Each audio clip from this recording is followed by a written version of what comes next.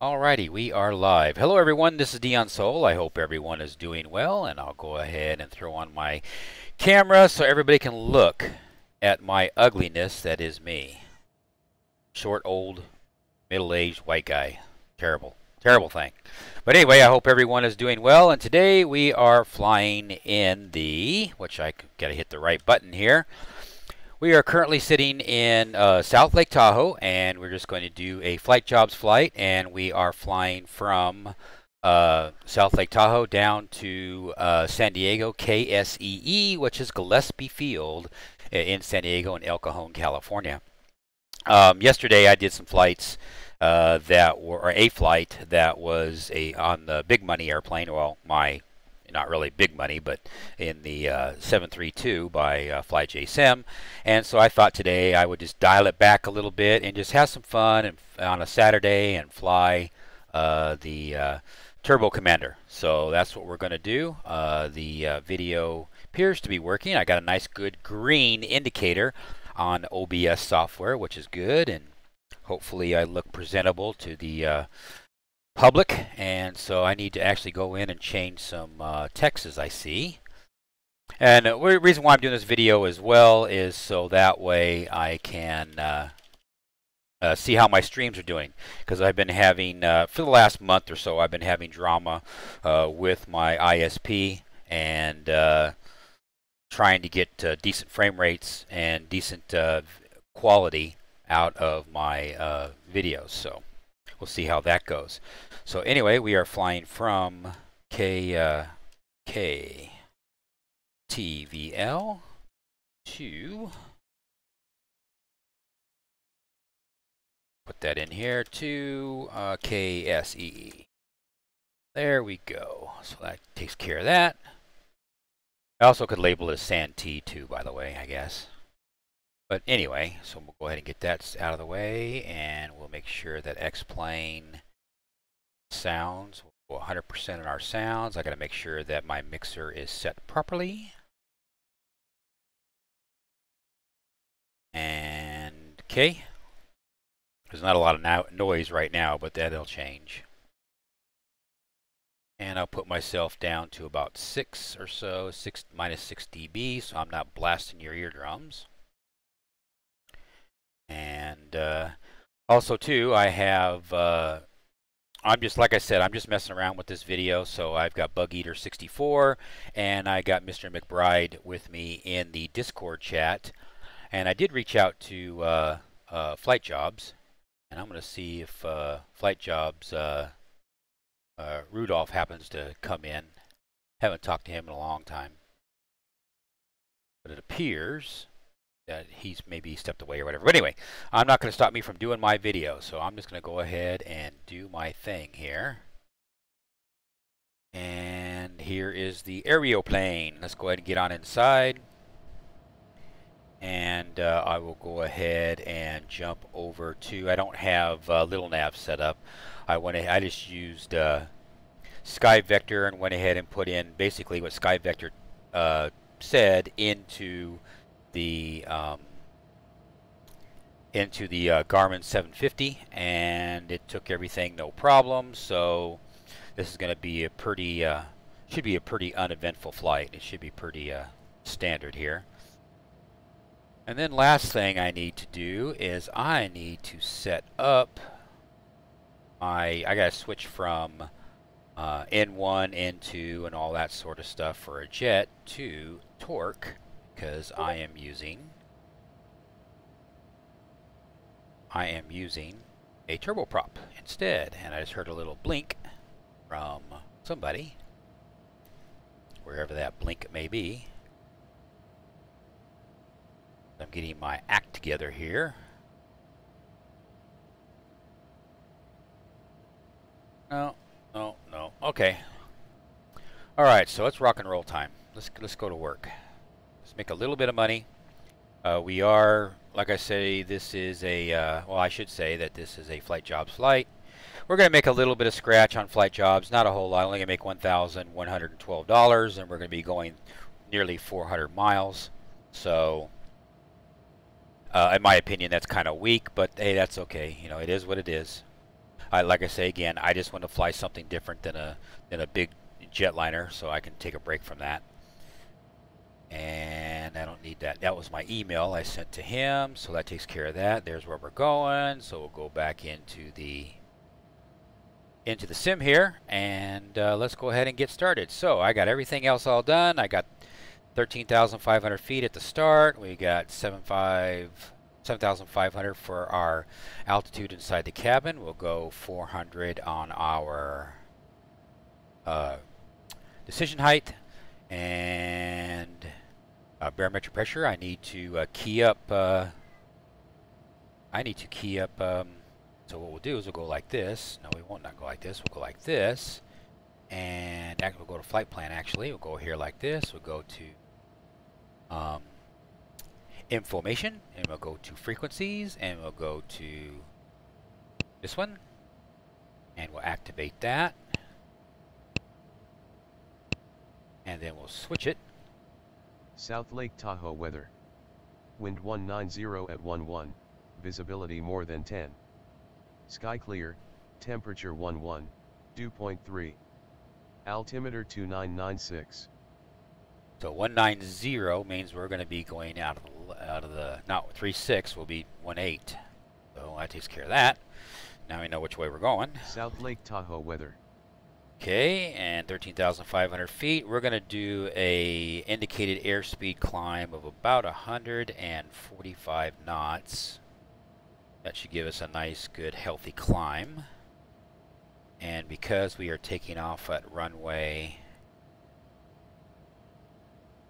18, go there with our heading bug. GPS is already set. Okay, so that's set. Actually, I don't even know where the button is for the GPS. Usually you'd have a switch, you know, between VOR and GPS, and you can hear it switching, but I don't see where the switch is. Oh well, anyway, we're going to be on GPS, so I'm not worried about it. Alright, so let's go ahead and start engine number 2. Clear prop. Don't see anybody.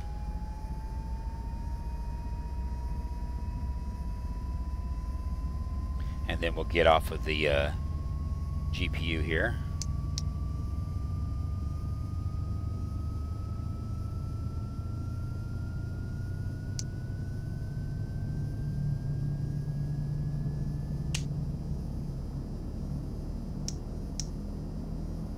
Leave it on. Oops, I just turned it off. Darn it. Okay, well then we'll start engine number 1, then we'll have to come back to that one. Because I just screwed that up. Alright, fine. This is starting out wonderful. Start this one. Now take a swig of coffee.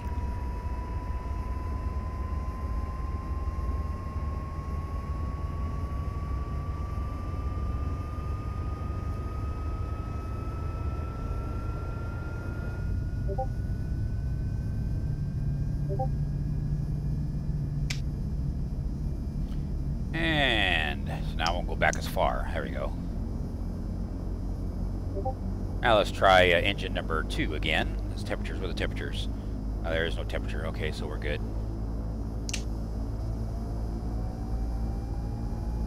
If I can get away with it, I think I'm going to go to 21,000 feet, because I think I can get my fuel the wrong way.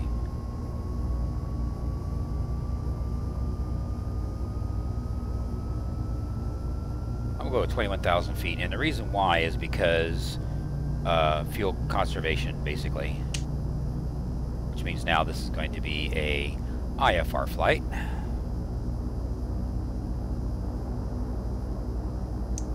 There, didn't go too far on that one. Generators are on. GPU out of here. And hopefully everything is going as planned. I don't have the chat up, so I don't know what's going on with the stream. I need to fix that.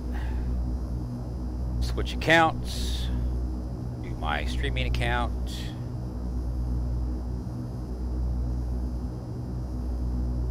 And my channel says that I'm live. hear me. Well, that's good. Alright. So I can sit there and monitor this. See what the delay is. I just move my headset. Or not headset. Okay, that's probably about a 15 to 20 second delay. Okay, well I guess the stream is working. I've got about a 15-second delay on the stream. I've got good stream so far, which is amazing.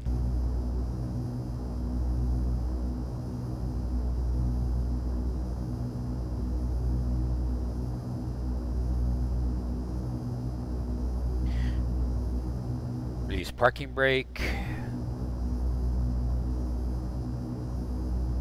Crash. Accepted the flight. Alright. Alright, so now we're going to sit there and pull back. Reversers, which unhooks their, unlocks the props.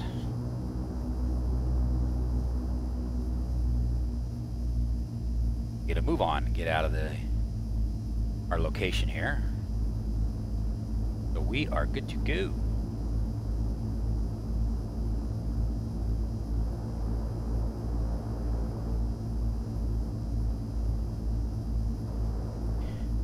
I did not set up traffic. I guess it's too late now. I'm not going to try to set it up now.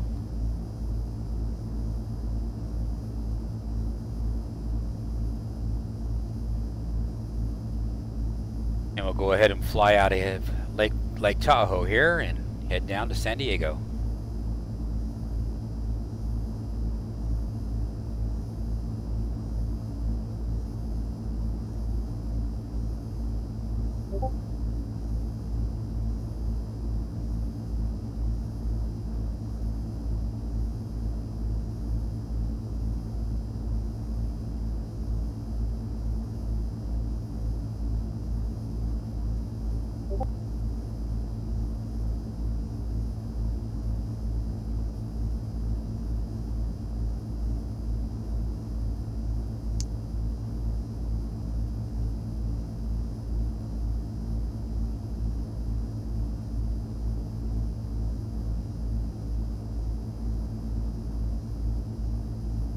Hit the restroom. I'll be right back.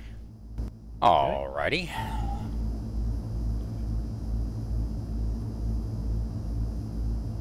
Didn't know this airplane had one. Yeah, these my airplane. Yeah, no problem. I got porta potties back there. I installed them. Had to aftermarket though, so they're not okay. they're not FAA approved, or they're not part of the certification. Of course, if you really do that in the real world, I guess automatically. Is it just one little part on an airplane would automatically make it non-certified if it was known to the FAA? I don't know if it's as long as it's self-contained, so that the traffic below doesn't get hit with blue water. Yeah.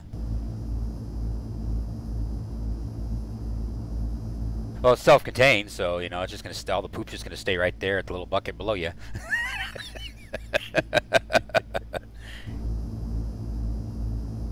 Ah, the things we stream these days. That's right. Well, in World of Warcraft, they have like 15 over the course of the lifespan of that game. They've got like 15 different quests, and they're all centered around poop. Why Blizzard did that, I don't know, but the Blizzard has always had in every expansion or two or more, they would have a poop quest where you got to collect the poop, or you've got to dig in the poop to get a certain item out of the poop that an animal ate, you know, things like that. And it's just like disgusting. I'm sure it's not one of their high, you know, user ones, you know. Yeah. Okay. I wouldn't. Okay, well. I'm back. Welcome back. Welcome back. Yeah. All right, now we are getting the Thank you. Props to full. Make sure all our lights are on. You did make sure the paperwork was done before you left? Yep. If you're talking to me, yep. No, I was talking about the passenger. Was it there long? Wasn't there long enough. Okay.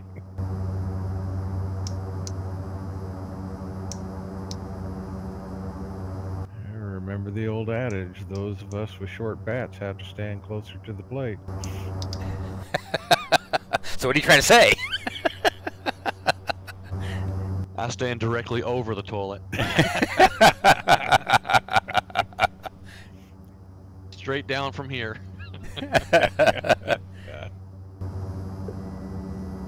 All right, so now we are going to take off here, and Yeah, this stream just degenerated into oblivion. yes, it did. That's all right. Okay, I'm just going to firewall this 690B and just take off.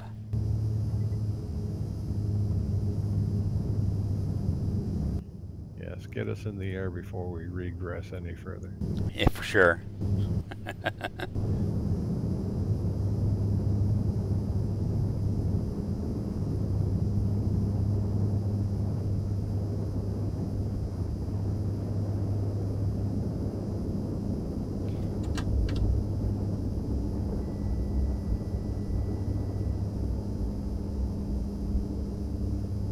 I can't really make a bank left turn right there because if I do, I'll go on the side of that mountain, so that would be a bad thing, to say the least. Lawn dart.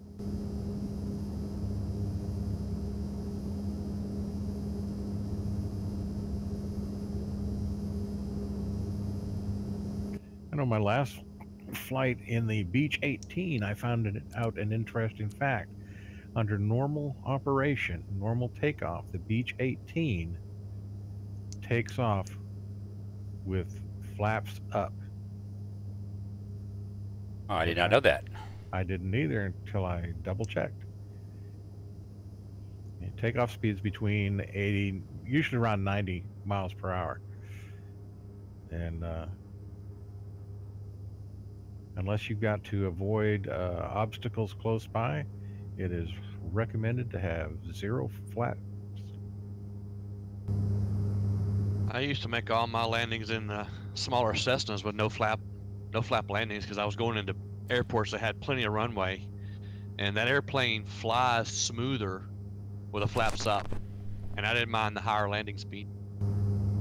Yeah, I know the Cessna, I've always taken it off with, the flaps up. Oh, I was talking about landings. Yeah, I was landings, landing. I've done a few of those. Like you say, with long runways, it's not an issue, and it just settles so nicely. Yep. Yeah, and the Pipers, the low wings, they have this strange phenomena that if you come in over the runway landing and you're in ground effect and you're at the right speed, you can grab the flap handle, which on the Pipers, a flap handle is like the emergency brake on most cars. Right. You push a button and lower it, you can just lower yourself right onto the runway. It's almost as if you're directly connected to the ground at that point. Wow. Okay. Interesting.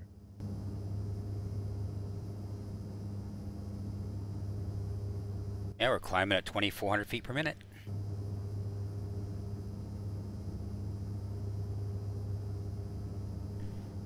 Doing an indicated airspeed of 154 knots, even though I thought I programmed it at 145. There, where's the 145?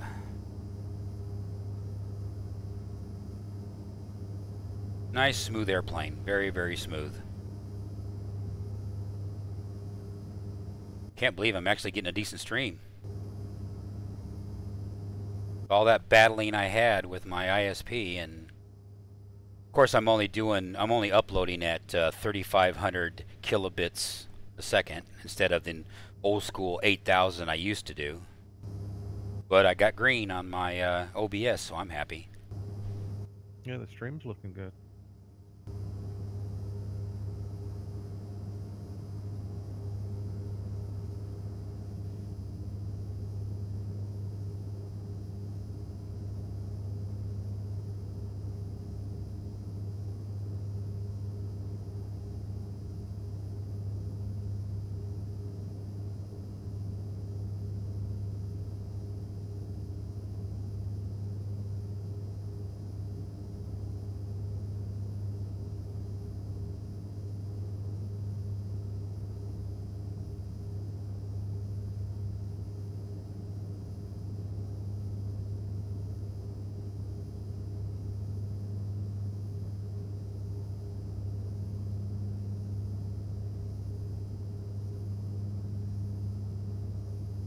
What is interesting, well, it says I'm only 7,000 here, so this will change. I was looking at my, on the screen right now, I'm looking at my my environmentals.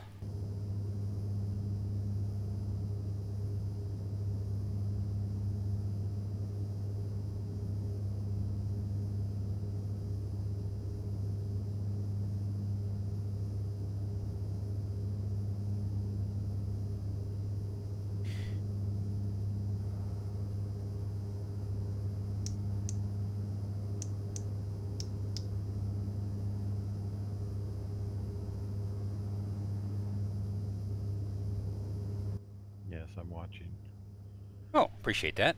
you with your Star Wars T-shirt. Yeah, give me some space. He's right. This is my comfy shirt. This is the, I mean, all around my the neck, it's all freighted now, and all the strings are coming out, and all that sort of stuff. But I don't care. It's comfortable. I mean, look. It's your Sunday best. That's right. It's your holy shirt. That's right. Crash the desktop. Oh no. What happened there? No idea. I didn't put on my strobes, damn it. I don't even know if my ATC is on. Yeah, okay, at least my squawk is working.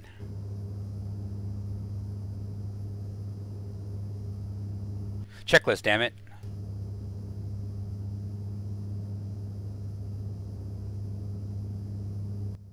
In order to use a checklist, you have to know how to read. Yeah, forget that. Computer, read it to me. In order for him to use a checklist, he's got to have one. Yeah, oil temperature's high.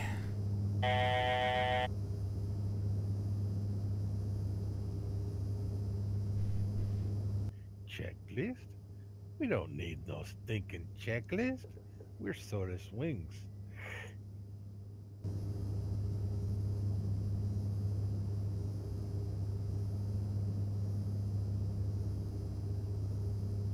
There we go. Now it's come down. Sometimes, you know, it doesn't. If it senses that you have one of your keys or whatever bound, I guess, to your for your cowling flaps, like this airplane right here, the cowling flaps is. And here's something I didn't notice. Now I'm switching gears in my middle of my conversation right there. I'm seeing the needle for the nose trim is bouncing. That's something you don't see very often in X-plane airplanes. You know, in other words, they'd have jitter or whatever. That's pretty cool.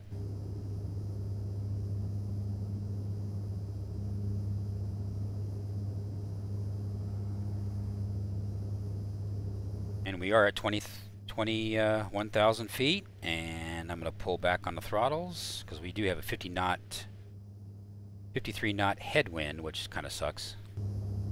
Guess I shouldn't have went as high.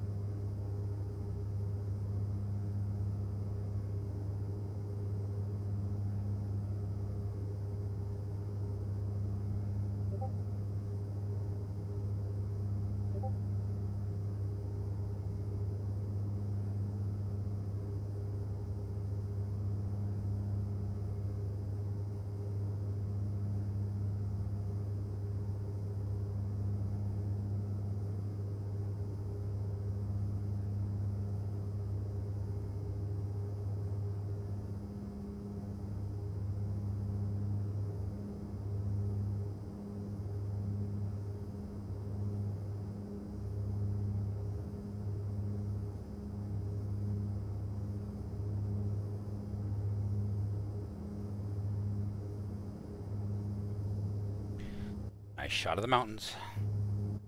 Yes. And and I shall be back shortly. Alrighty.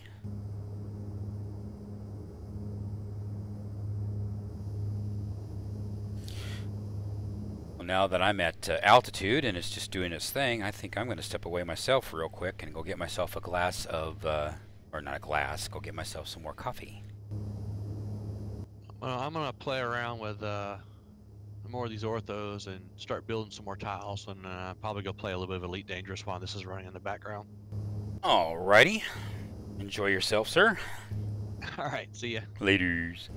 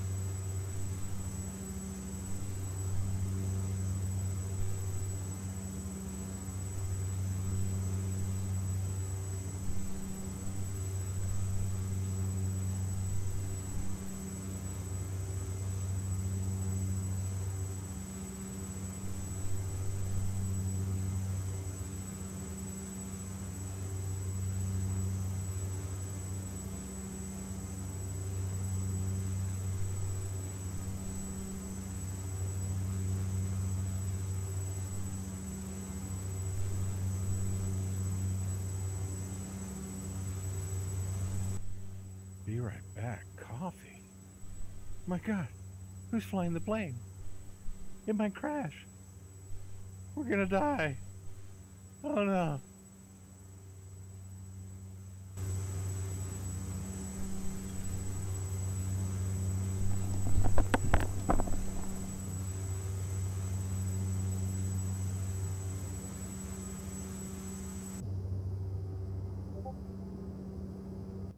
Yes, ladies and gentlemen, this is your co-pilot speaking, Buggear64. The pilot has stepped away. If you look to your left, you might see a parachute on the outside. If you look to your right, you might see a second parachute. Not to worry. That is myself and the pilot going for help. We'll be back shortly, as soon as we find some help. Good luck to you all. Oh, I love it. I just love it. It'll teach you to step away for coffee while Bug's in the house.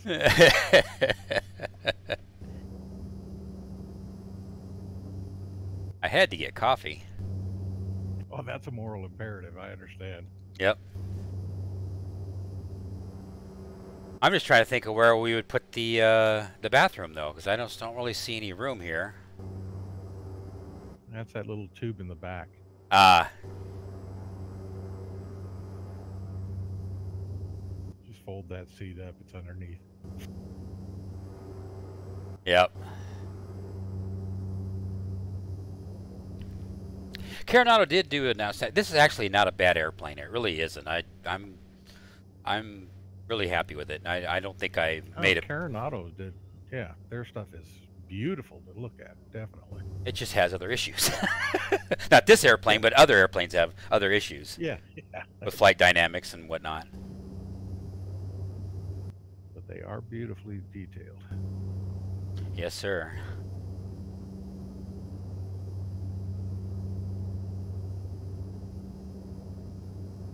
I just wish I could figure out with OBS or even Streamlabs OBS is to be able to have a push-to-talk button. You know, I can't seem to figure out how to set up the push-to-talk button for it to work. So that way, when I'm in Discord, the push-to-talk button is the same as, you know, OBS. But unfortunately, I just have to run it and then have to manually click it off every time, which kind of sucks. Something that has to do with the fact that I don't think I have it as a administrator. I might have something to do with it. Yeah, maybe.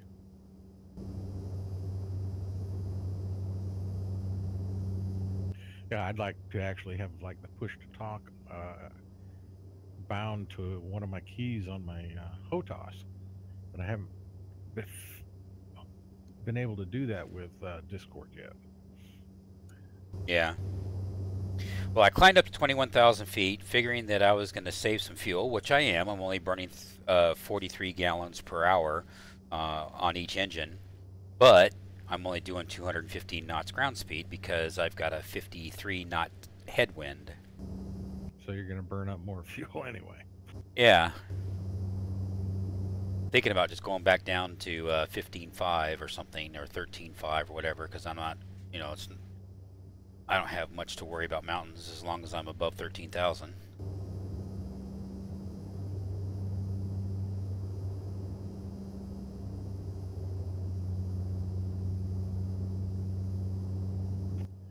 Starting to see just a little bit of lag hesitation.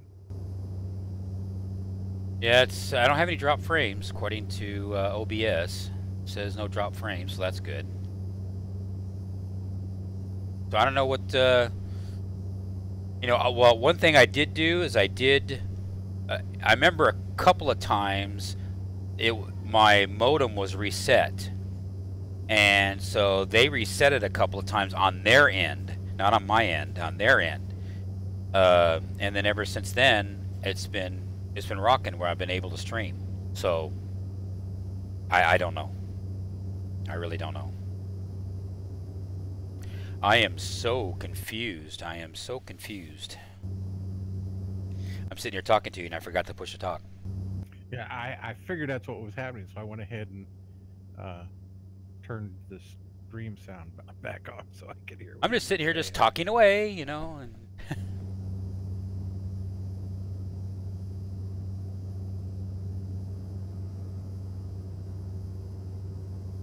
Yeah, Rodney said he's going to do some crunching on orthos, and then he was going to go play Elite Dangerous for a bit. So Yeah, it's all good.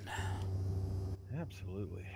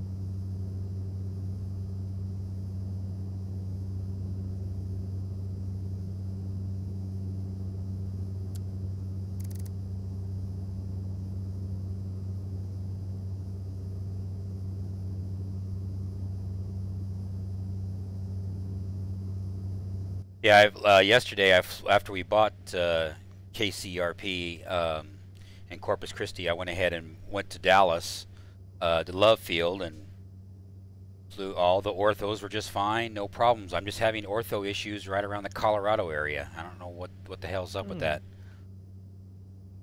All the orthos I did yesterday for Corpus Christi, basically all of southwest Texas, except for about 4 or 5 tiles. I'll just finish it off, and then all of southwest Texas is complete, just so I don't have any kind of continuity breaks, going between tiles, that kind of thing. Well, I've got to redo the orthos I was working on yesterday because I didn't set it up properly, so it didn't do the overlays. Uh-huh. So I've got to get the overlays done before I can use them. Right. Otherwise, everything just looks flat. Yeah. Well, I'm working off of 2016, 2017, early 17 is our last build of Ortho for XP, so I'm surprised. We should be about due for an update, if there's anything to update. They may have developed as much as they can do. I don't know. Yeah, I know that Ortho for XP, there hasn't been any new updates. Yeah. They may be waiting for X-Plane to, do its upgrade. Right. Because they are going to do some, 3.0 or 11.30 is supposed to be some a hefty update. Yeah. Isn't that when they're introducing Vulcan? I honestly don't know. I could not say. Because I know they were talking about getting Vulcan into beta by the end of this year. Right. I know they were really, I don't know. I really don't know. I don't really want to say because I could be wrong. or mistaken. How's that? Not wrong, mistaken. Yes. We must not be in error. Well, we're at 722K. We need another airport. I forgot. Did we decide what we're gonna buy next after Corpus? Or are we just gonna work up and get Miami? Well, I think we were talking about possibly Dallas Love. Yeah, I know Dallas Love was one. Yeah, that conversation was up. I remember that. I just don't remember if we were gonna do more towards Caymans, get to the Cayman Islands, from the west, or if we were going to switch gears and then go east down to the Caymans. Because I mean, Corpus Christi is not a big deal. I mean, now that we got Corpus Christi there, it's just, you know, Cancun, and then from there, you know, populate them, and you know, after that or whatever. So Right. I think it's all good there. I know I'm going to buy, or I will eventually. I'll get Ketchikan, Anchorage. I don't really care about Seattle, to be honest. I mean, if people want No, it, I I'll mean, get it, but I don't. We can stop there, maybe, but you know, do flights into there, but we don't need a hub there. Yeah, because I mean, I got Portland already. Yeah, that's, you know, from there we can fly anywhere north.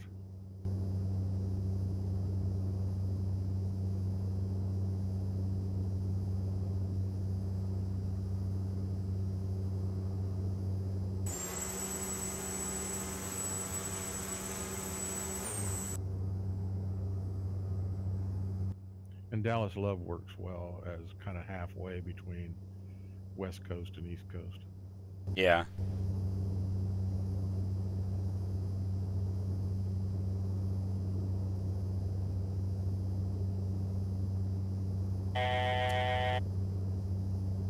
Change my mind. I think I'm going to go 15,500 for now.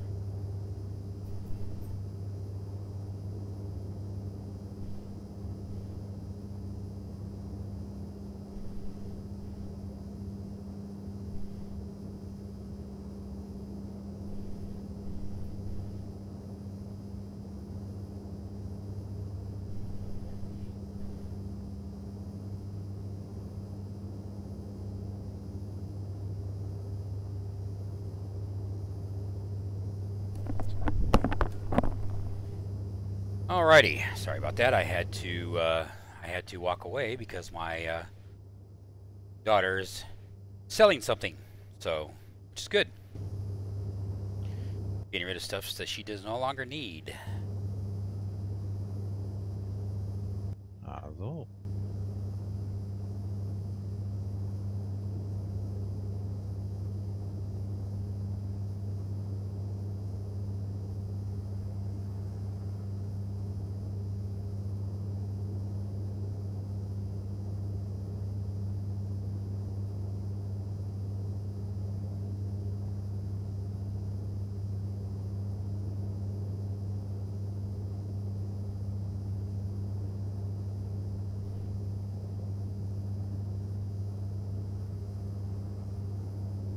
Well, now I'm getting into weather a little bit. The clouds. Yeah, I can see that.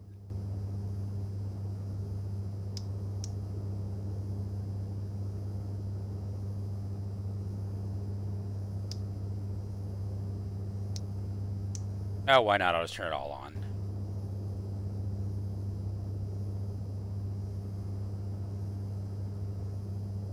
I'm really impressed with the stock clouds for what they are. You know, we know that they're not the best in the world, but they sure do look good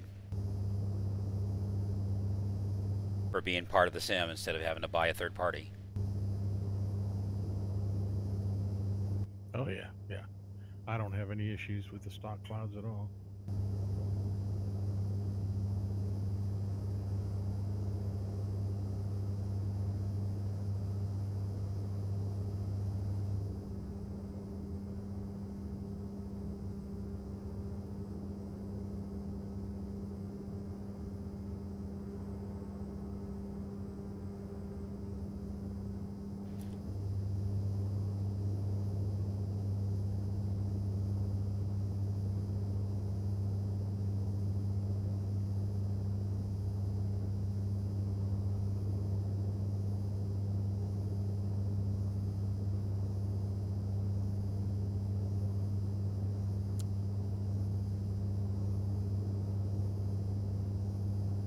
Send down to 13,500 and see what that does.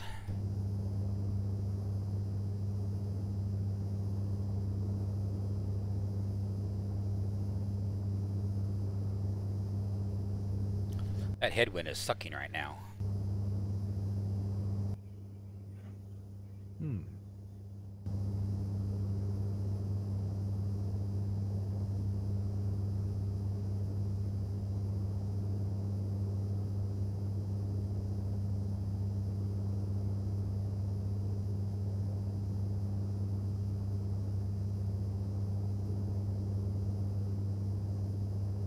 I see we're in the Fresno area.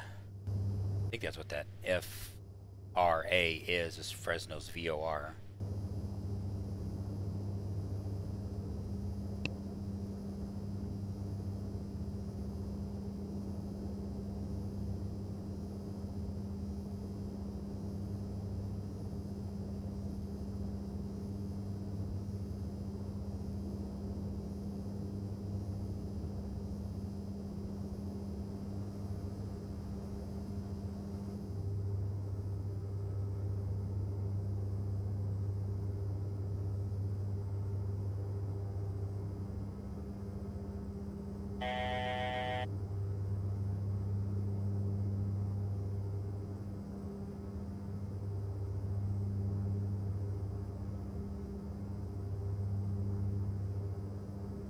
Yeah, the stream is about a 10-second or so. I would say 5-10 second delay. Oh yeah, easy. Absolutely.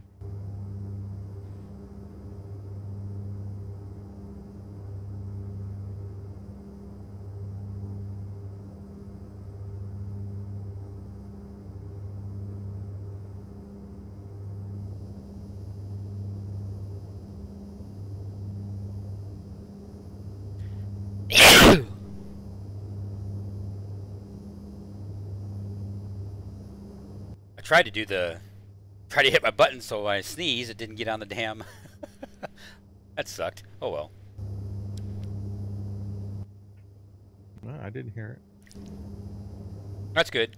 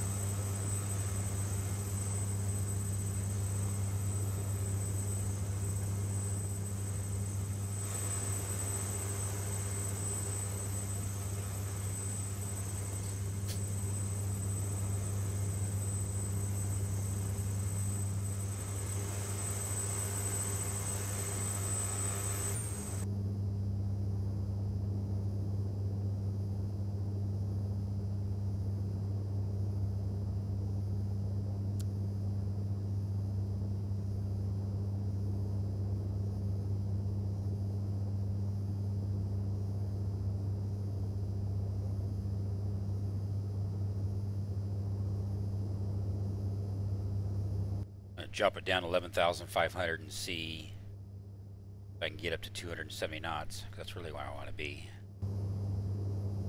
At 250 when I was at cruise, but be a little faster.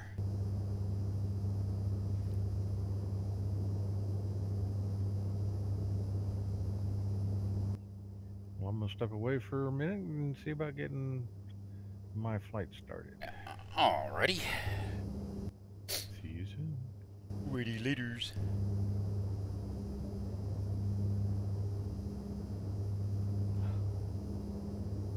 Got itches and scratches and all kinds of things.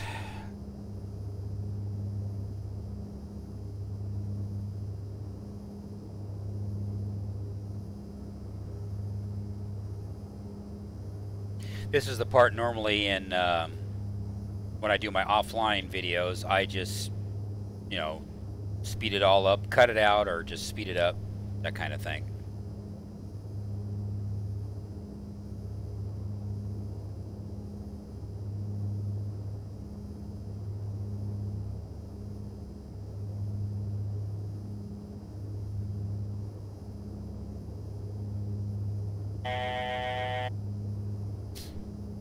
What are you, 1,000 feet to go, and we'll be at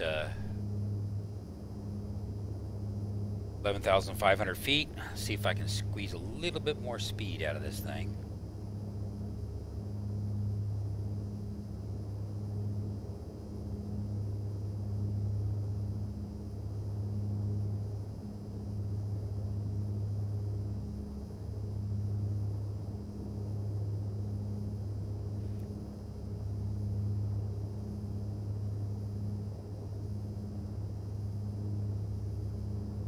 Temperatures are getting a little hot again. Looks like it anyway. Yeah, we're still in the green.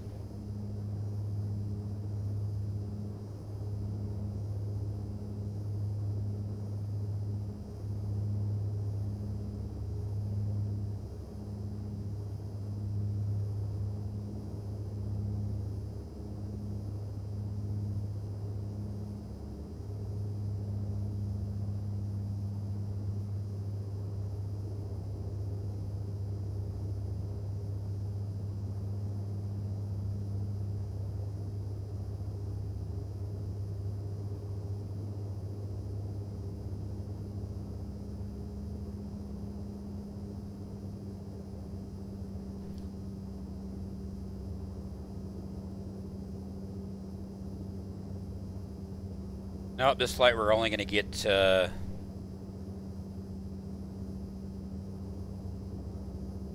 wind is just too much on us. I was actually at 15.5. I was actually the sweet spot, but I was about as much as I can go.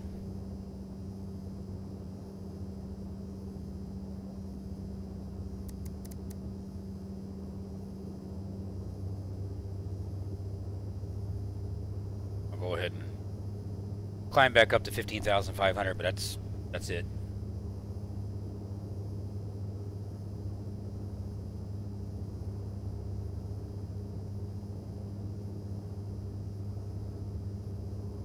Or 13,000, maybe 13,000. Get away with. Success.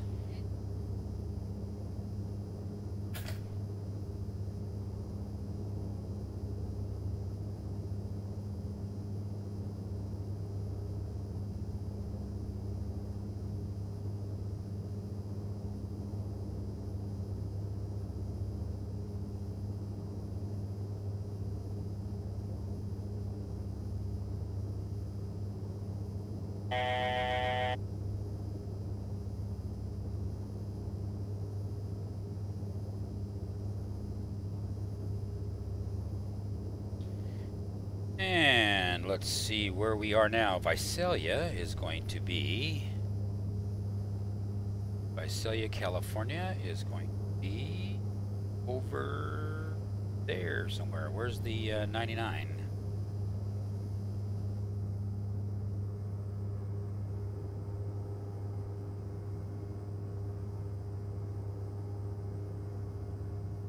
I don't think that's the 99.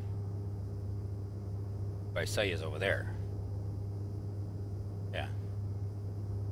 99 is over there. And there is the Visalia Airport. Big airport too. You're coming, see there's Visalia Airport. You're coming right here on the 99 and you're coming around, boy, it looks like it's, you know, a big airport.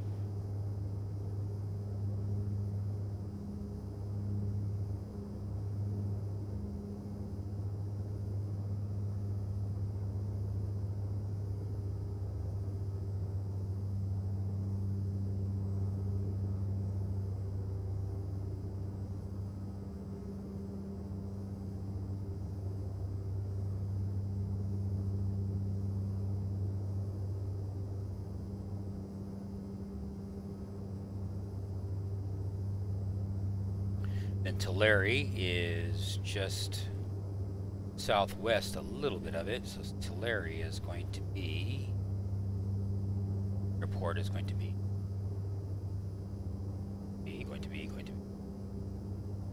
see it. This is still Visalia, I think. Yeah, because there's the airport right there. Did a few 7-Elevens there over the years. About Bakersfield North, that's when all the 7-Elevens architecture starts to change. It's really funny how architecture is based on the environment that you're at. And so the architecture of a 7-Eleven, as an example, who I used to work for, was at one is designed a certain way, and then you go to another part just in the same state in California, you'll see that it's not totally different, but you see similarities, but then you also see differences as well. And of course, then you make the argument saying, well, then no 7-Elevens look exactly the same, and that's true. They tried back in the early to mid 90s when they were building stores. They tried to do this uniform, build the 7-Elevens, convenience stores, a set way, everything was the same. But then when they would actually get to the area, you had to conform to the environment that they were in, and they were similar but not exact. So it's amazing how things like that work out.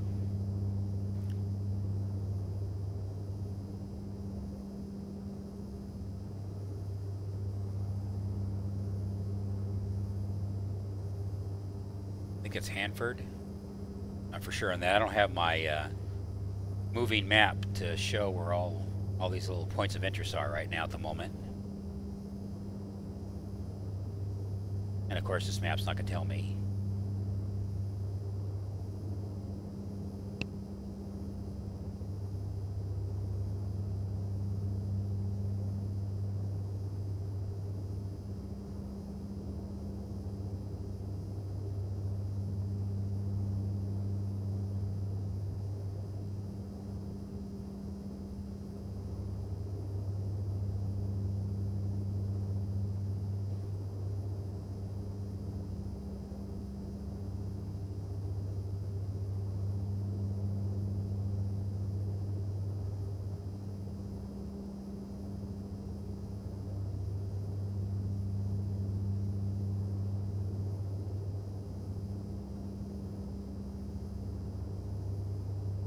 Sitting here looking through all the text in the Discord channel.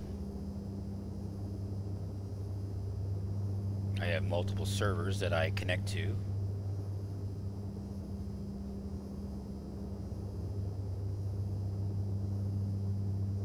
That sort of thing.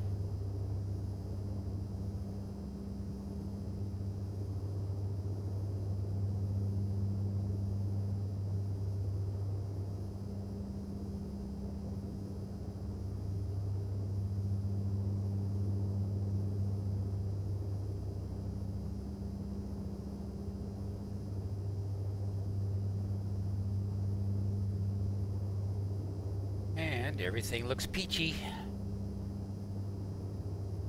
I can tell.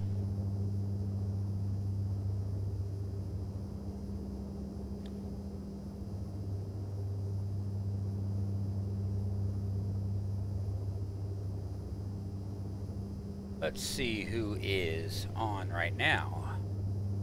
Anybody? Gotta switch back to my normal account. Then we can see.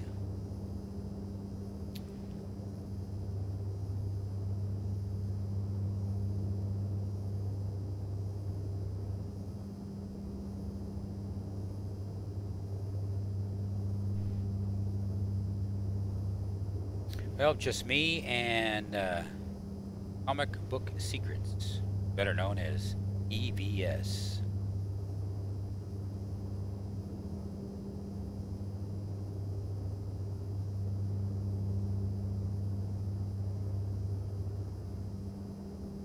In entertainment news.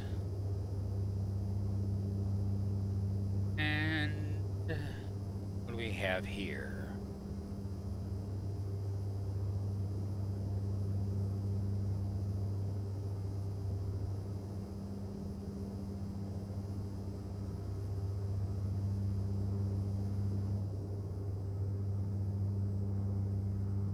And Joaquin Valley, lots and lots of agriculture.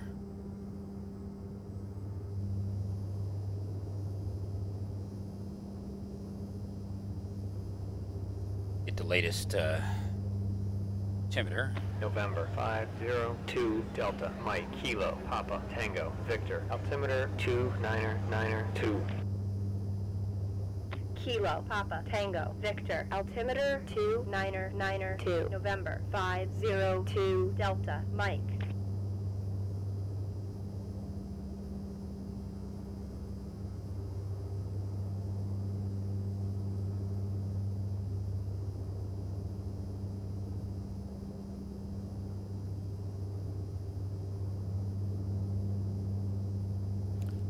So this is the boring part.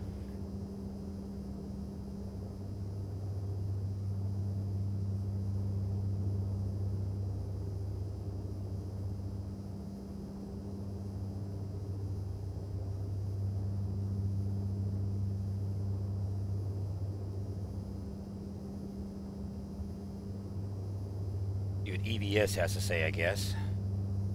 You got embarrassed. Yeah, you really shut me down by saying, I can't believe... You want to sit on my lap? I don't want to do this. You know, I made one video about Gail Simone. Made a video about Gail Simone, talked about what it was like to work with Gail Simone, to know Gail Simone, the reason why I don't talk to Gail Simone anymore. And of course, you know, it's like, you know, I think I actually said in the video, I said, Gail, I know you're watching this. Gail did watch it. And has a response, and the response is very, very thoughtful. You read it and it's kind of wistful. It was written for an audience. It wasn't written for me. It was written for other people to read, which is you know, typical of Gail. We can go through it. I mean, I will go through this with you know, my heart on my sleeve. That's what I do. I wear my heart on my sleeve. We've almost got 500 people now. 456. I'll bet we'll get it pretty soon. I've never spoken to Gail Simone, says Carl Mayer. Something Real is in its final hour, says Jesse Miller. Yeah, go back Something Real. I don't know what that is. And it doesn't matter. All of this doesn't matter. This is like... Okay. Well, let's see what this is.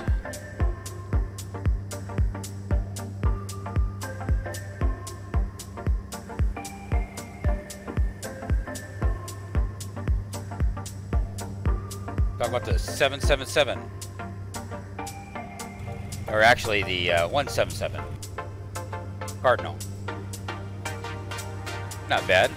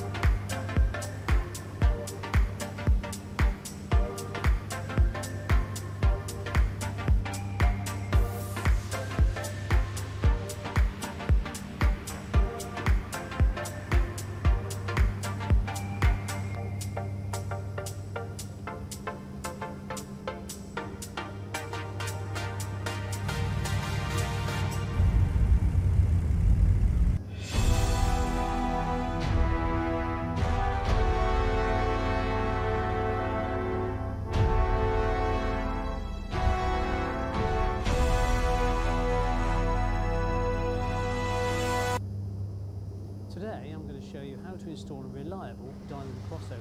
Oh, there you go. That's what we talk about. Watch trains.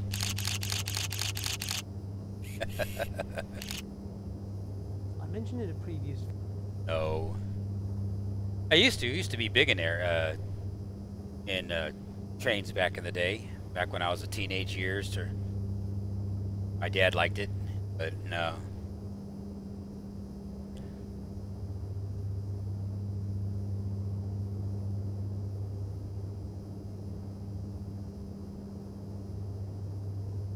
Oh, that's what Mike Zero has to say.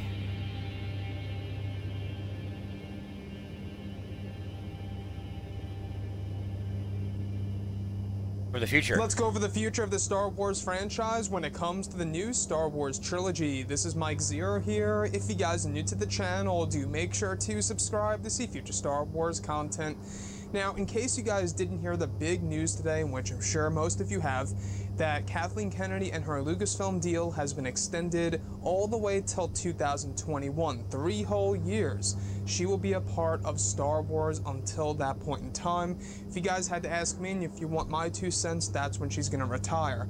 But looking at the future here, we've been learning a whole lot more about Disney's plan for Star Wars today. They're focusing on 2 big things here after Episode 9, and that is, of course, on television and the new Star Wars trilogy itself. Now, when it comes to television, they are specifically talking about the Jon Favreau live-action TV series, which, by the way, right now, they are hard at work on constructing new set designs, and they will be casting later this year. Now, it's most, likely that they're going to be filming in 2019. But what's really exciting about the new Star Wars trilogy, which could really give us an idea of when the first film is going to arrive, and showing is that Star Wars: The Old Republic. For the new trilogy, apparently, they aim to start filming at the very end of 2020, which tells us that they plan on the writing of the script process, the pre-production and all, in 2019. So that could definitely tell us that we are to see the very first film of the new Star Wars trilogy in 2021, most likely in December, if they are to start filming at the very end of 2020. So looking at all of this, this is great news that they aim to start filming at that time frame because, number one, it tells us that we are going to be getting this trilogy after all over Rian Johnson's. That is their priority right now, and they've made that very much clear today. And just about a week ago when Bob Iger made that huge statement, he did not even mention Rian Johnson's name, which a lot of people found that to be very odd. But looking at Disney, guys, I will say that I do have a lot of faith in the creators of Game of Thrones. Both Benioff and D.B. Weiss, I think that they're going to do a fantastic job. I think that they aim to do an Old Republic saga, an Old Republic trilogy, if you will. Now, that's just my assumption. Nothing's confirmed on that as of yet, but coming from their background, how they deal with a lot of, medieval stuff and Game of Thrones, and I think that looking at the Old Republic in Star Wars, it's most definitely a medieval version of that. And what better way to do that than getting the guys from, Game of Thrones? It just works. We also know that this, live-action, Star Wars trilogy is going to all be for the hardcore fans and will be more catered to the adult fan base. So that's another thing. That's another hint to the Old Republic era, because we most likely will be getting, tons of Sith and tons of Jedi and all these different battles. I mean, could you imagine seeing that on the big screen? This is something I think a lot of the fans want to see, and it's honestly great if they're going to introduce the Old Republic era to a lot of casual fans out there. A lot of casual fans have no idea what the Old Republic really is, unless you played a lot of the video games out there or researched some of the lore that does connect to some of the current canon that is very much mainstream. But looking at, Episode 9 and the live-action TV series by Jon Favreau, we also have this new trilogy, which, honestly, I'm very glad that Disney. And I see Dion's still in the air, and so are we. Yep. We're leaving Miami on our way to trilogy itself, which may or may not happen. It the seems Caymans, like it's up in the air. and we're going to overfly Cuba. How's your flight going, sir? I see you still got your big cup of coffee. Yep, I got my big cup of coffee, and I'm still in the air, still flying, and slowly working my way towards Santee, or El Cajon, California, actually. Currently in Bakersfield. Yeah, El Cajon. Remember it well. In my younger years. Very, very good. Yeah, our Beach 18 is flying nicely. Cool, cool. Yeah, I'm in the Aero Commander 690B, and the this Turbo Commander's just purring along like a kitten, doing a ground speed of 256 knots, and still got a 20 knot headwind in my face, and so I'd be doing faster and at 13,500 feet. But hey, I'm just kind of cruising along here, here in the San Joaquin Valley at the moment.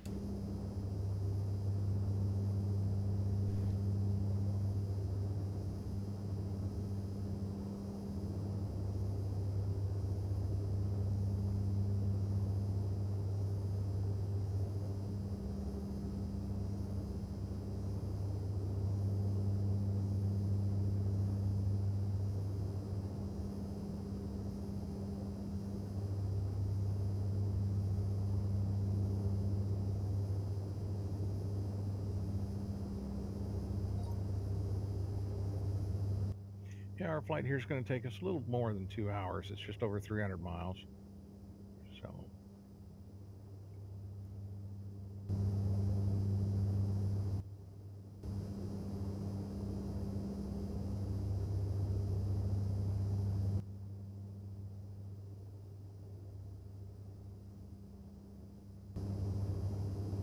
Ah.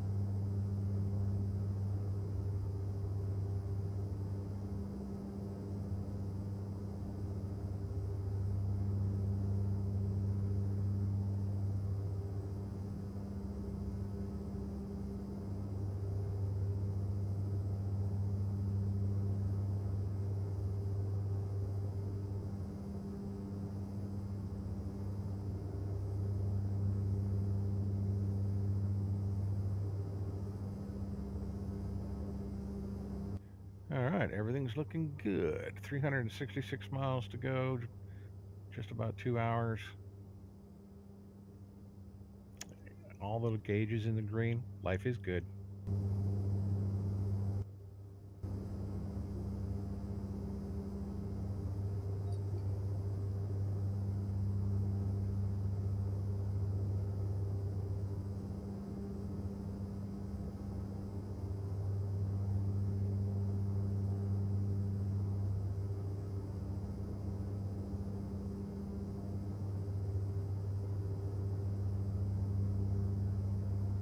We are approaching the Florida Keys.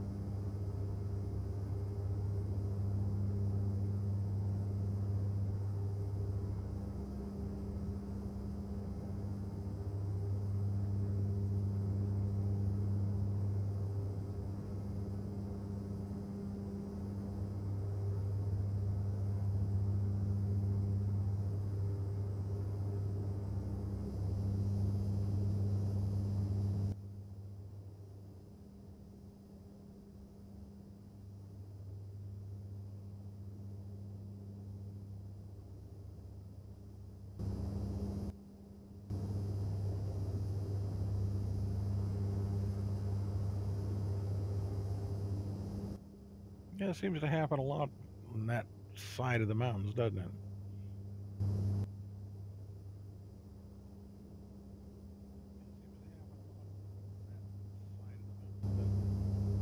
Yeah.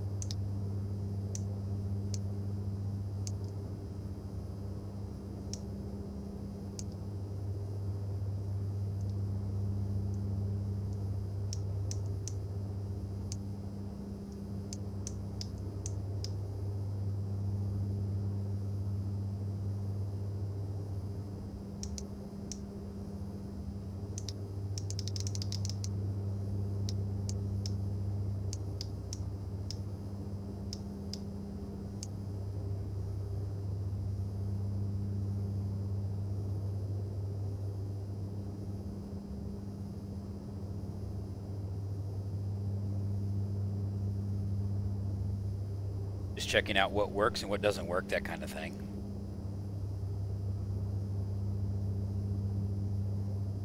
Oh my goodness. Yawning here. I'm sure the audience is doing the same thing.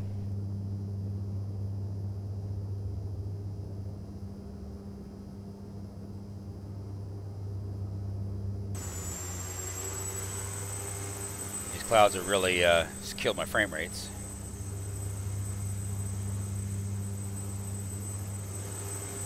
Having to draw them in.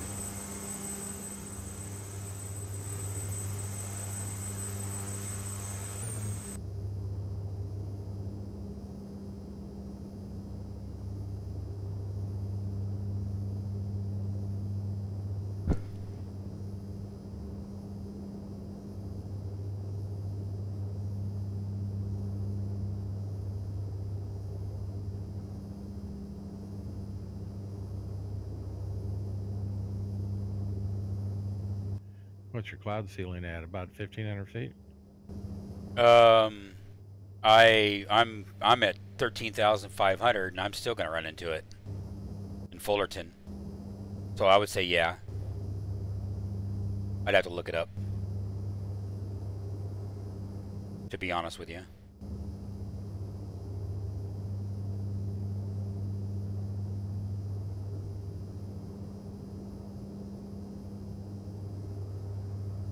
I got a nice big juicy cloud I'm about ready to go through. I see that.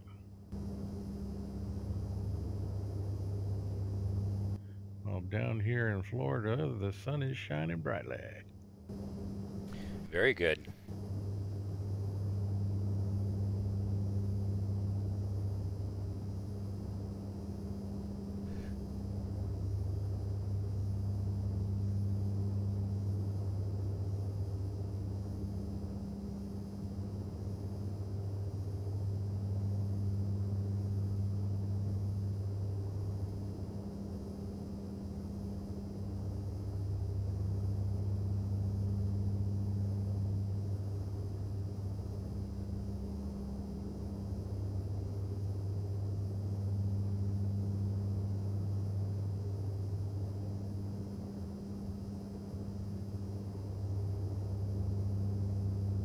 Yeah, it says KSNA is, which I'm coming up to, is according to the METARs, is 2,300 feet and few.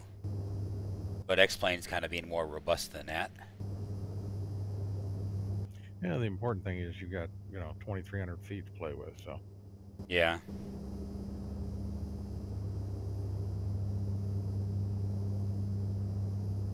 I might as well change my ATIS to Santa Ana ATIS while I'm in the area.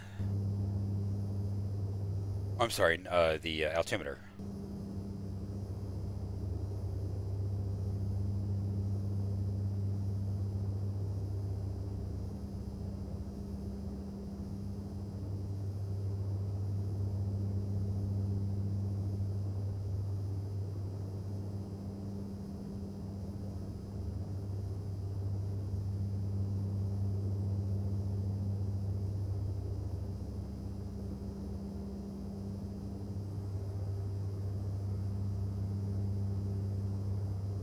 Well, you know what? They may be right. Maybe few at 2,300 feet, because I'm starting to see the clouds become more broken as I'm getting towards Los Alamitos at the moment.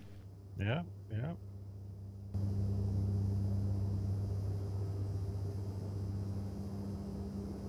So X-Plane is depicting the clouds well.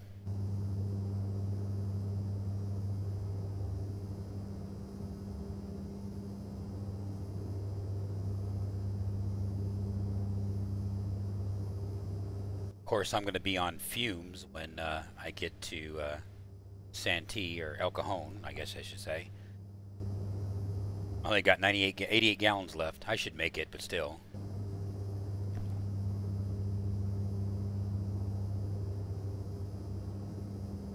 Getting thin in the skin.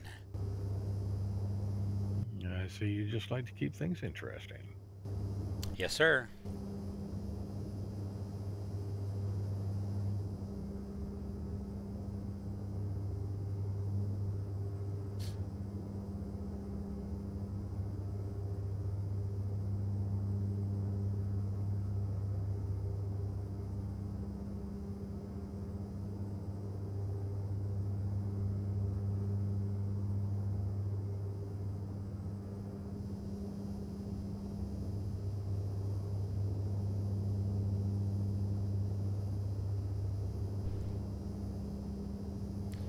guilty. I can sit here and yawn and pick my nose and do all kinds of offensive things because I don't have my camera turned on.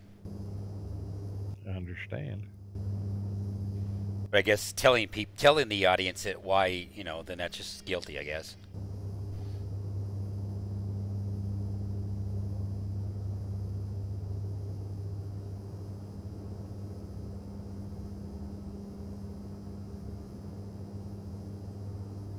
I just think it's so cool being able just to, you know, look through have the holes in the clouds, and you can look down and you can see the ground, and you know that's pretty neat.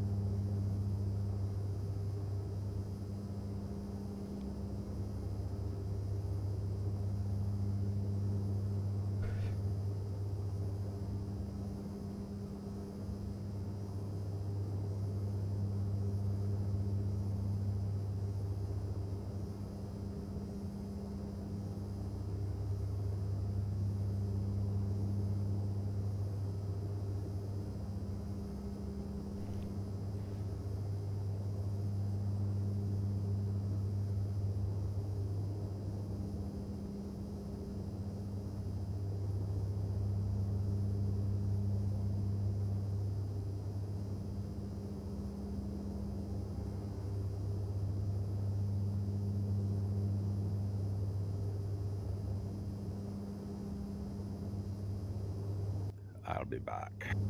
Alrighty.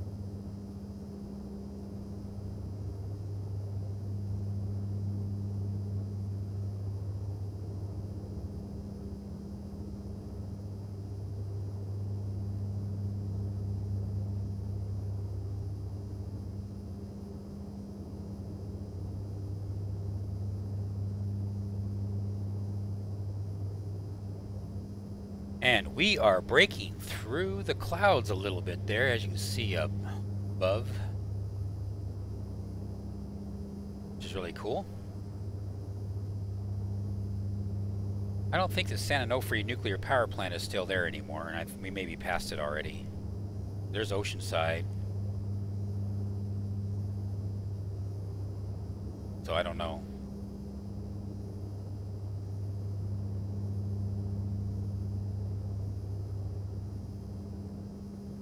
Alrighty then. Are you be back? I'll be back. Yeah, I don't know if the San Onofre nuclear power plant is around anymore. Don't know if I'm in the area or not, but I'm just curious if the two big boobs are still there. At least in the orthos. That's an excellent question. Because I know they were disassembling the nuclear power plant because of the political climate that we have here in the United States. But yeah, at least in the West Coast anyway. But yeah, I thought they were tearing it down. Which is a bummer. My dad worked on that back in the 1960s and early 70s when they were building it. He worked for an electrical contractor that got the contract to do, you know, certain parts of it, you know, that kind of thing. Yeah, yeah. There was my dad said, and I remember when I was a child, my dad saying that there was lots and lots and lots of contractors or lots of people involved to build that power plant. It was insane.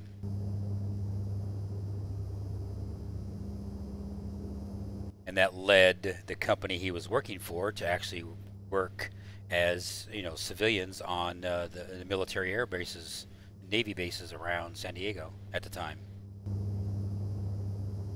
They got other contracts, that sort of thing.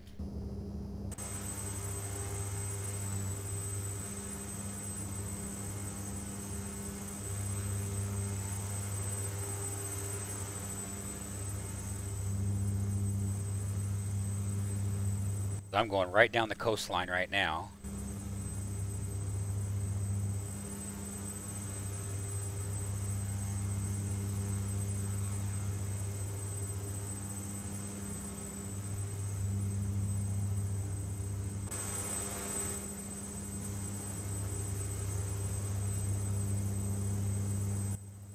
Yeah, that's an interesting effect. Oh, the orthos not drawing the you know, that is an X-Plane problem, because X-Plane said that they on one of their streams is they're having issues where the water has brown splotches into the water. That's right. I remember that. Yeah. And so that was version 3. First time I've seen it though. Yeah, version 3.0 is supposed to fix that. They know the problem. They're going to fix it. Because it's kind of weird. For a long time they didn't have the problem, and all of a sudden in version 2.0 or whatever it cropped up, and then it's been a nagging issue. Yeah, you'd think, yeah, because this is the first time I've seen it. You know, with all the flying we've done on the coast, you know. Yep.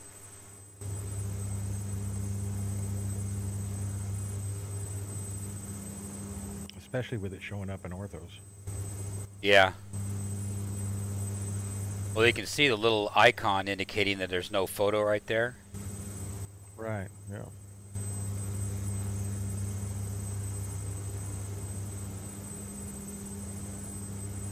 I guess it's a give and take. Yeah, very interesting.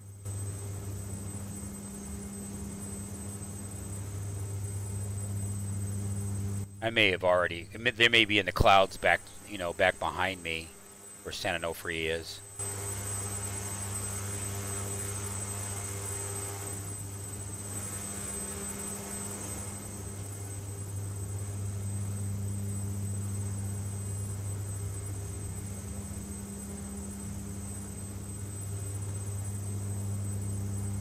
Regardless, I don't see the reactors.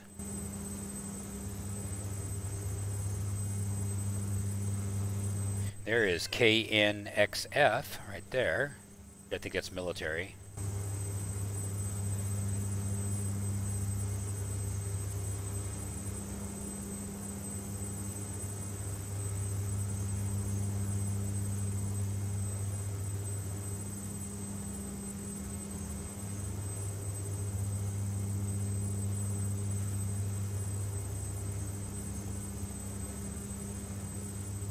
Yeah, we must have I must have passed it already.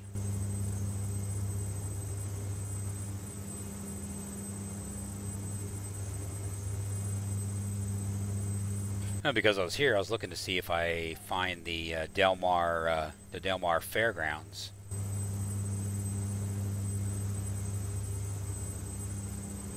I'm looking and I'm not seeing. If the Del Mar Fair still exists, I don't know. Last time I was there is in 1973 when I was 6, 7 years old, something like that.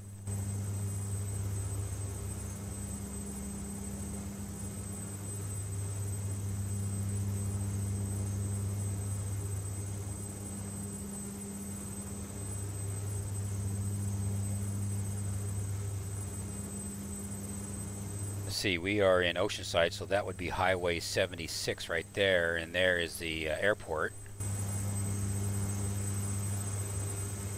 Oceanside Airport right there.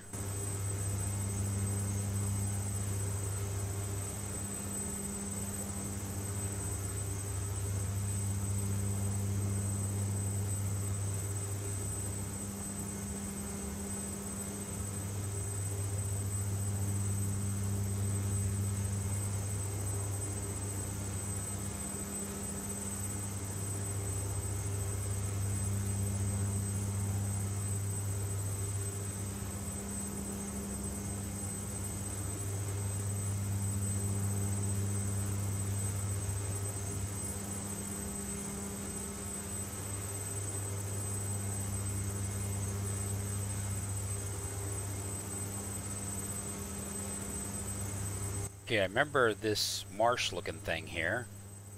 I don't remember where Del Mar Fair was. Guess I'll have to look it up.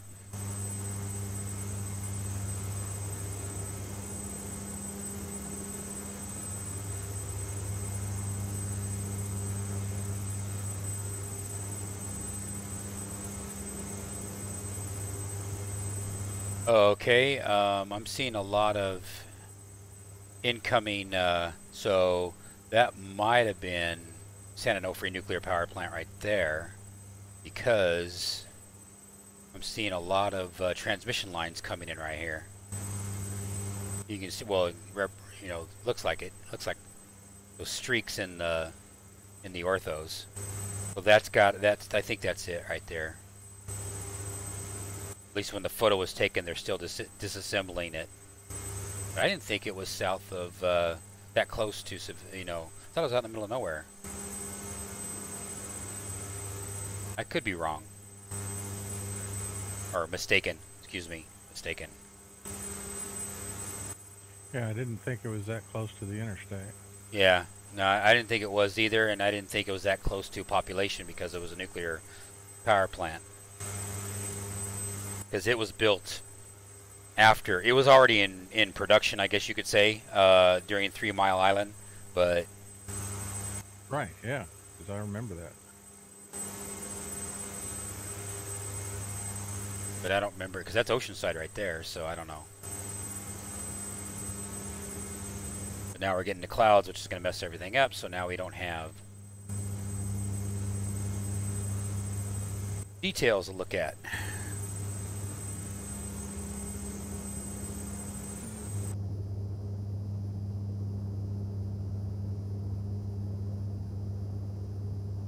I need to start, I think I'll go beyond it. I'll go down to 10,500 feet, and then I will go beyond it, and then I will come in. Actually, let's go 9,500 feet, because we are going east now.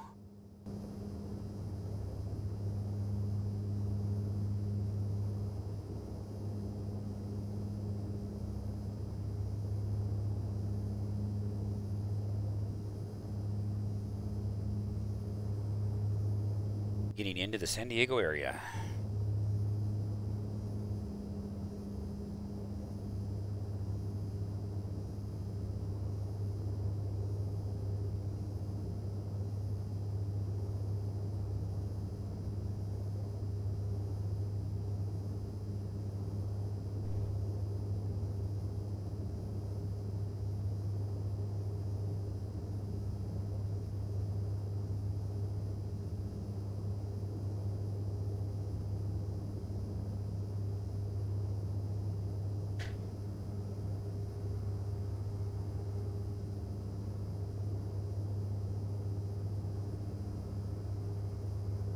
You gonna shut the door?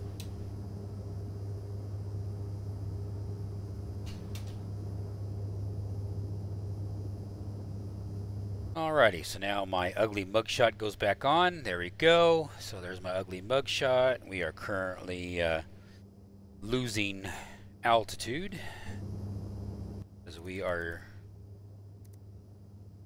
currently descending and getting ready to land.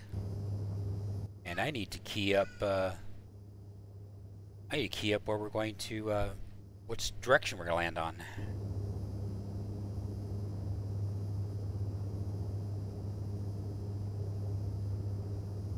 Are you close enough for ATIS? I think so. I just got to pull up. I got to load up the chart because I don't have, and then get the ATIS. Looks like it's 125.45. Oh, sorry for my European viewers. Decimal 5. Decimal 45. Gillespie Field Information Sierra. 1700 Zulu weather. Wind light and variable, visibility more than 10. Sky clear, temperature 21, dew point 14. Altimeter 2994. Arriving runway 35, departing runway 35. Advise on initial contact. You have Sierra. Runway 35, 2994, and we're good to go.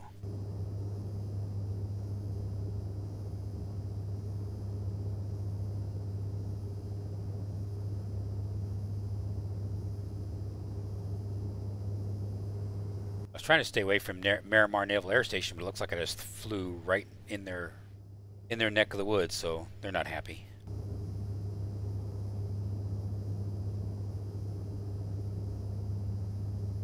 Well, you should be safe as long as they don't scramble F-18s after you. Yep.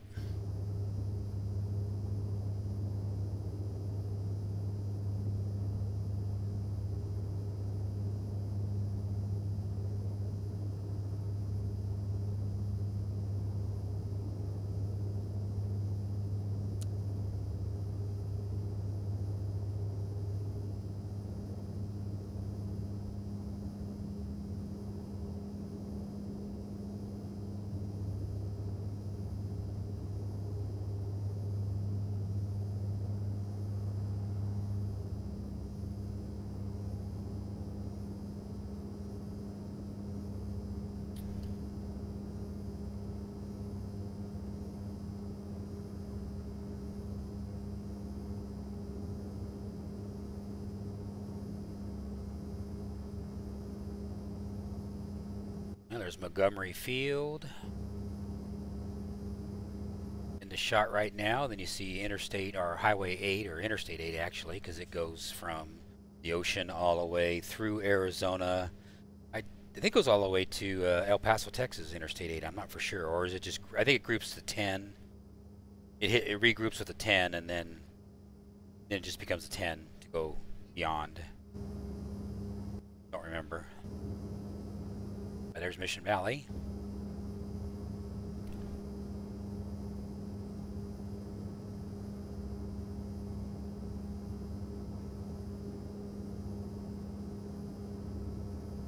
And right there is SeaWorld, which I don't have the... There was some scenery for X-Plane that had SeaWorld, you know, like the towers and stuff like that. That was at SeaWorld, but I believe that's SeaWorld right there.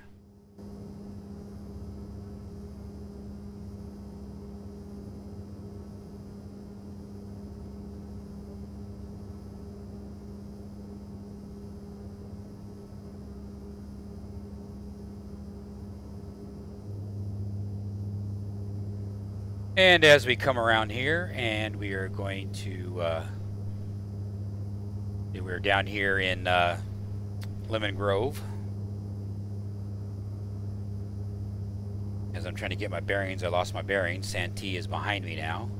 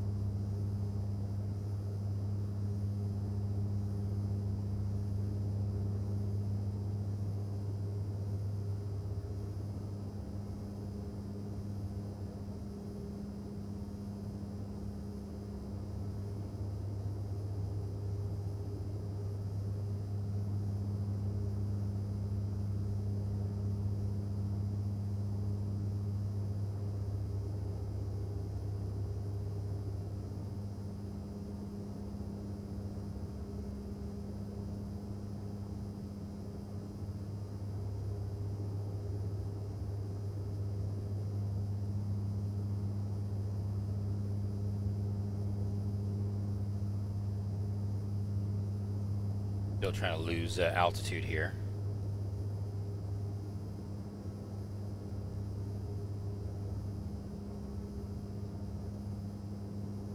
So we'll just kind of sway back and forth. Look at the countryside.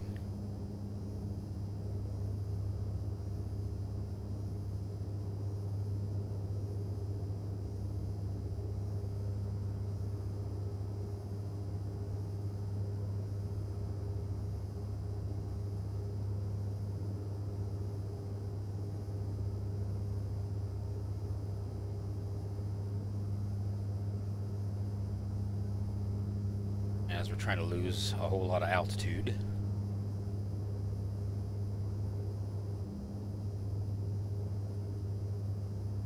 Always safe thing to do is to lose altitude above the mountains. That's the safest place to be. And if you didn't know, I was being sarcastic.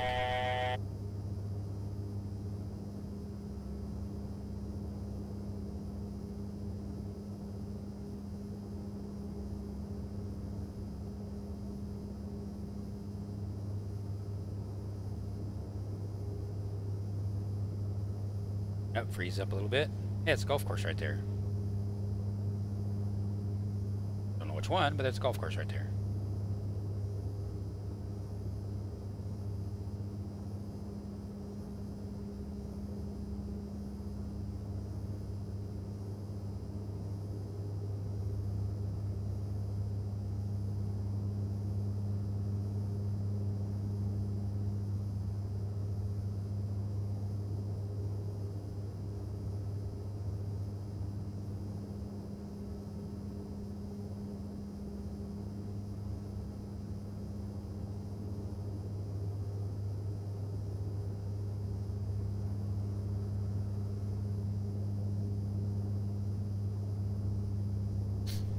As we are slowly losing altitude.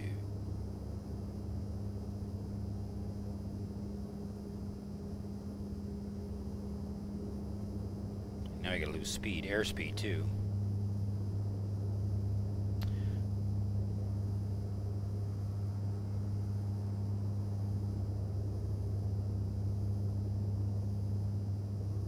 There's the airport in front of us.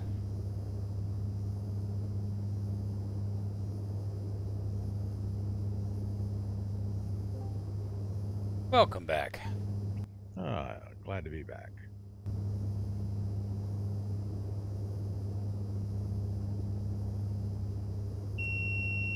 Alright, my plane, so I'm going to take this over and fly it in, so God have mercy on all of our souls.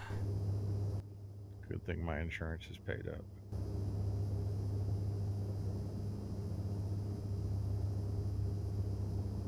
I am just now approaching the coastline of Cuba. Ooh, very nice.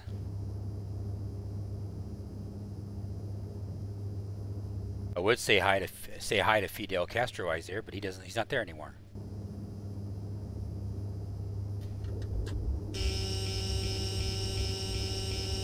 And of course, noise goes on. We'll wave as we go by.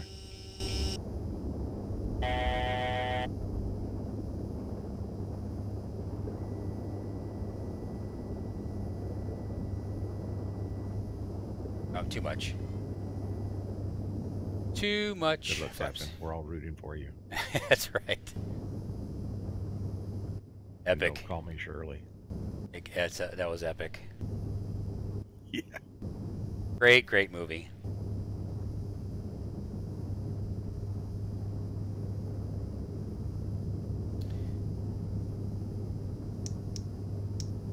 Sure, all my lights are on. Everything is on.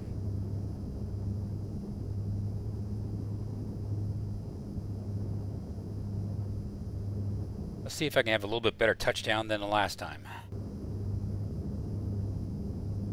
Right now I'm getting the lights that I'm too high, too low, I don't know.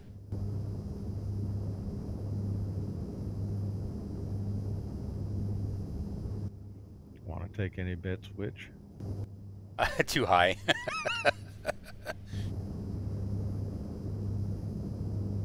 Just saying. Yep. Understood.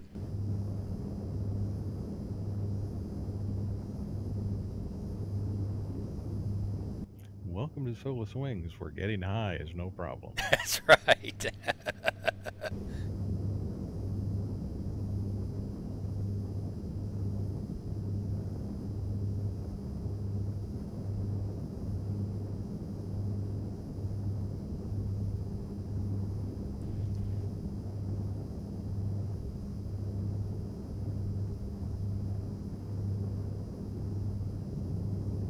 And running out of runway is what our specialty.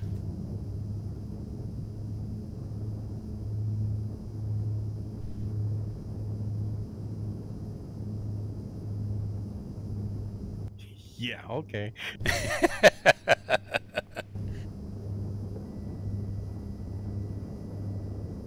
That was a test landing. That's what I'm gonna. That's my story, and I'm sticking to it. Yep.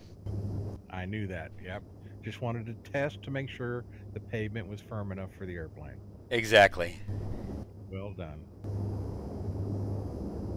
And it was 284, so it wasn't too bad. Yes, ladies and gentlemen, that is what is most commonly known as a touch and go. Exactly. We hope you enjoyed the demonstration.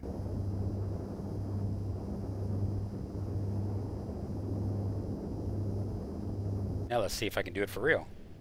Well, real meaning landing.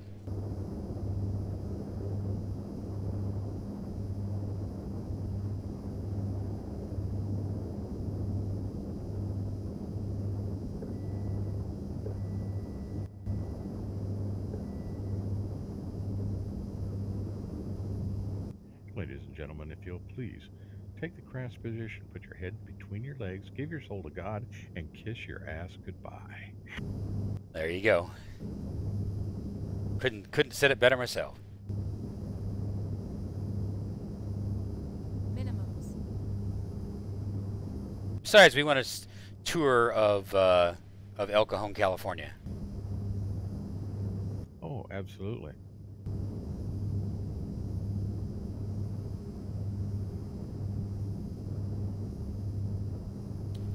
Minimums.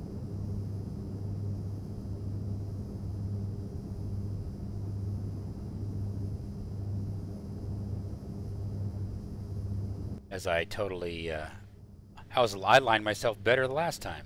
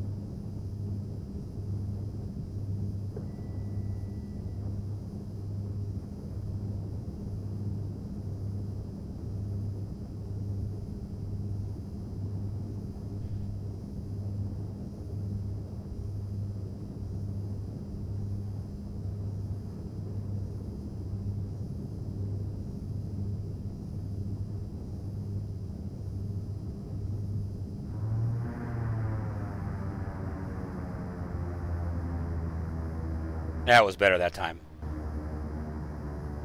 My vertical speed was still the same. It was 184. That one was or 284, and that one was 279. But still, I'm here. And that's very fine.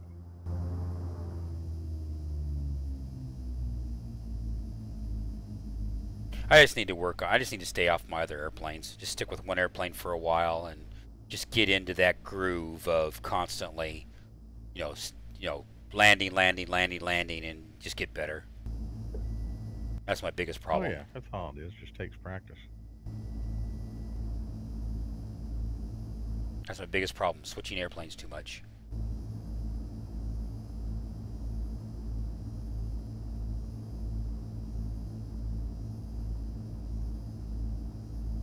Well, that was fun. I enjoyed it.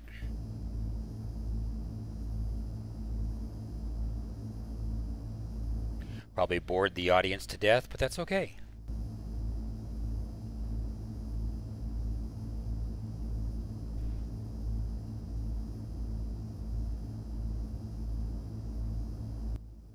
that why we're here? Exactly.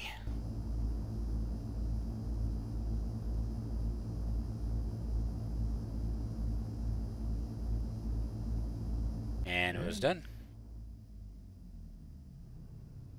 Excellent. Job complete. Job complete. Give me my money.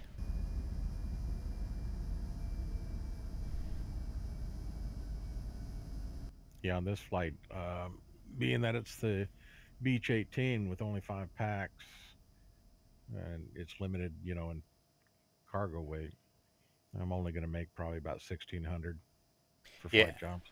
Yeah, this one was only 1612. That was it. You can see in the screen, yeah, it's only 1612. But every penny. Yeah, well, it's like, you know, wanted something different. You know, last time, like the last flight, you can see right there, you know, KCRP to PDX, and I did 108,000 on my side. On the company side, did 119,000. Company side on this one was 2,300 bucks. So, yep, all little scratches help. So, oh, I'm happy.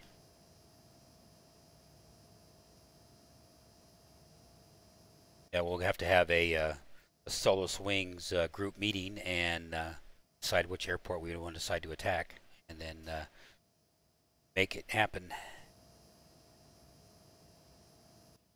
I agree.